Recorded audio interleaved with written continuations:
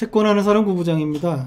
오늘은 여러분에게 과학책 한 권을 소개해 드리려고 합니다. 이명현의 과학책방입니다. 과학책이긴 하지만 과학에 관한 이론을 소개하는 책은 아닙니다. 과학책에 대한 책입니다. 책방에 가서 보시면은 과학 칸에 굉장히 많은 책들이 있습니다. 그 중에서 어떤 책을 봐야 될 것인가에 대한 가이드, 지침을 이야기하고 설명해 준 사람이 바로 이 이명현입니다. 이명현은 네덜란드로 유학을 다녀온 천문학자입니다. 지금은 과학책을 읽고 서평을 쓰는데 시간을 많이 들이고 있습니다. 이명현이 쓴 이 서평의 특징은 뭔가 하면은요, 책의 내용을 말하거나 또는 과학적인 사실을 설명하거나 교훈을 주려고 하지 않습니다. 그것은 책을 읽는 독자들이 마땅히 누려야 될 내밀한 교류의 자유를 망치고 싶지 않았기 때문이다라고 이명현은 쓰고 있습니다. 이명현은 천문학에 관한 입문서를 추천해달라는 요청이 오면 딱 한 권을 추천해주고 있습니다. 칼 세이건의 코스모스입니다.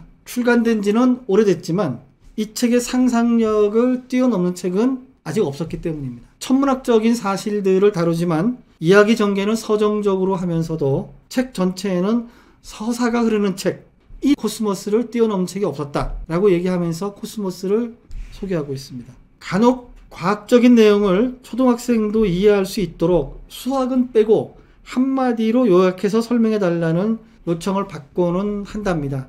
참 난감하죠? 과학을 설명하는데 수학을 빼고 어떻게 설명하겠습니까? 이런 질문을 하는 사람들한테 이명현이 권하는 책이 있습니다. 박석재가 쓴 우주를 즐기는 지름길입니다. 최근 가장 활발한 과학 분야 중에 하나가 외계 행성 탐사기입니다.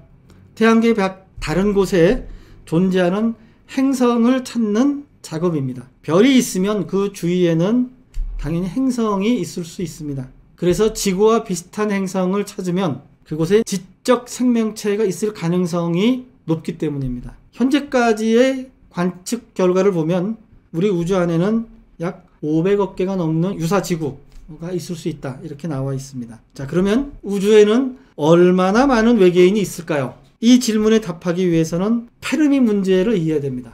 미국에서 1945년에 실전에서 터뜨린 핵폭탄을 설계한 사람이 페르미입니다. 페르미 문제는 이렇게 나옵니다.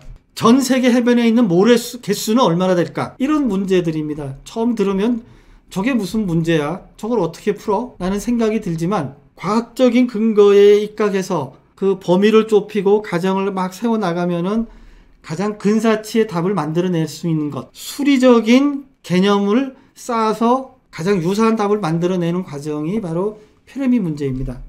시카고에는 피아노 조율사가 몇 명이나 있을까요? 약 300만 명이라고 가정을 합니다. 인구가 5명이라면 60만 가구입니다. 피아노가 몇 가구당 한 대가 있을까요? 미국식의 기준으로 보면은 20가구당 1명 정도. 그러면 시카고에 있는 피아노는 모두 한 3만 대 정도입니다.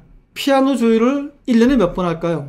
평균 1회 한다고 가정을 합니다. 1년에 한 번 하니까 3만 회를 하게 됩니다. 조율사는 하루에 2대의 피아노를 조율할 수 있죠. 1년에 200일을 한다고 생각하면 조율사 한 명이 400대를 할 수 있습니다. 3만 대를 400으로 나누면 75가 나옵니다. 그러면 시카고에는 피아노 조율사가 75명 정도 있을 것이다 라는 가정치가 나옵니다. 바로 이런 식으로 해서 문제를 푸는 것이 페르미 문제입니다. 우주에는 지적인 외계인이 얼마나 있을까를 페르미 문제를 통해서 풀어보면 대략 한 500억 개 정도가 가능성이 있다, 이렇게 나온다는 거예요. 외계의 지적 생명체가 그렇게 많다면 우리 문명보다 수백만 년 또는 수천만 년 앞선 아주 지능이 뛰어난 생명체도 존재하지 않겠습니까? 그리고 이들이 이렇게 많다면 우리 주변에서 보여야 되지 않을까요? 실제로 과학적인 근거를 가지고서 우리 눈에 보인 거는 아직은 거의 없습니다. 반드시 존재해야 하는데 아직 발견하지 못했다면 그것은 존재하지 않는 것이다, 이렇게 얘기하는 것이 좀 과학적인 얘기겠죠. 이게 페르미 역설입니다. 페르미 역설에 의하면 우주에서 영리하고 지력을 지닌 유일한 종이 인간뿐이다, 이렇게 얘기할 수 있습니다. 자, 이명현은 이렇게 얘기합니다. 책들은 굉장히 많고 좋은 책도 많이 있지만 균형 감각이 없거나 너무 흥미에만 치우쳤거나 기본 개념 설계보다는 현상 소개에 그친 책은 좋은 책이 아니다. 좋은 책이란 개념 설명이 잘 되어 있고 현란하지 않으면서도 가독성이 높아야 된다.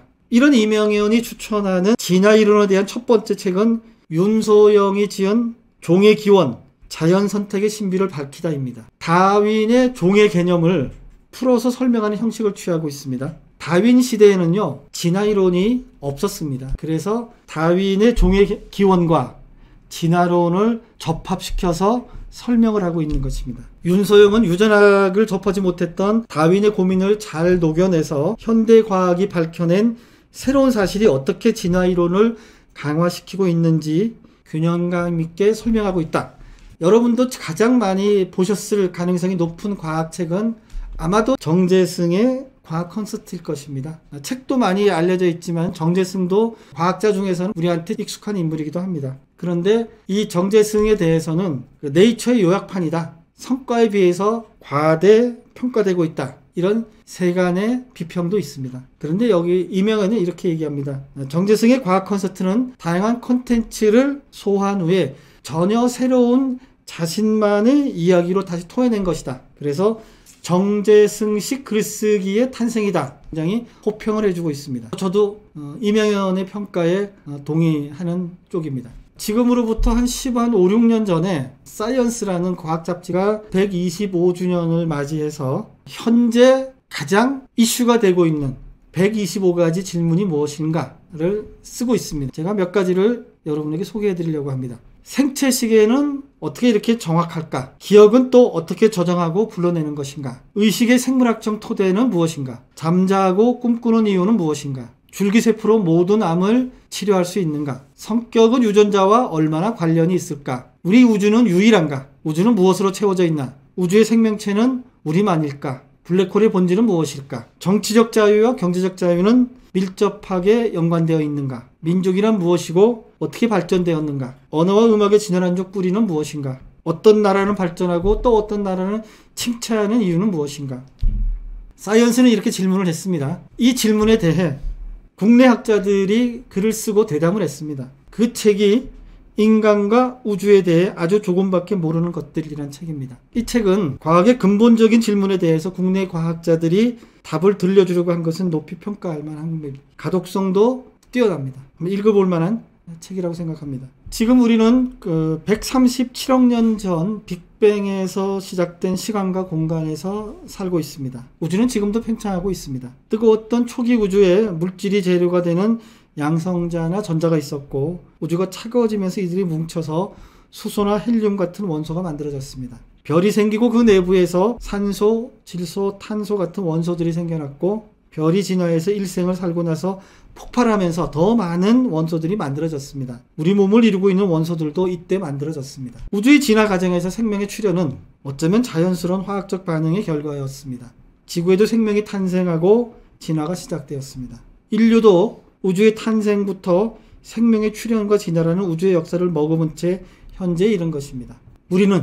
인간은 우주의 역사를 머금은 별 먼지들인 것입니다. 장대익이 쓴 인간에 대해서 과학이 말해준 것들, 어려운 내용이나 쟁점을 억지 비유를 통해서 우회하지 않고 자신만의 목소리로 직접 명확하게 이야기하고 있습니다. 이렇게 쓰려면 문제의 쟁점을 확실하게 인식하고 있어야 가능합니다. 좋은 선생은 많이 아는 것이 아니고 잘 설명해주는, 그 학생에게 가장 잘 이해가 되도록 설명해주는 선생이 가장 좋은 선생입니다. 장대익은 스티브 잡스는 역사와 철학이 핵심 교양과 만나야 한다고 했다. 여기서 핵심 교양이란 인간과 사회, 자연에 관한 당대 최고의 신빙성 있는 지식이어야 한다 라고 얘기합니다. 장대익의 얘기대로 하면 우리 시대 최고의 핵심 교양은 과학이어야 합니다. 많은 지식 중에서 합리적인 절차를 통해 얻어진 신뢰할 만한 지식은 현대 과학만한 것이 없기 때문입니다. 우주가 탄생한 빅뱅 이전에는 무엇이 있었을까요? 이 질문에 답을 하는 것은 과학자들에게도 굉장히 어려운 질문입니다.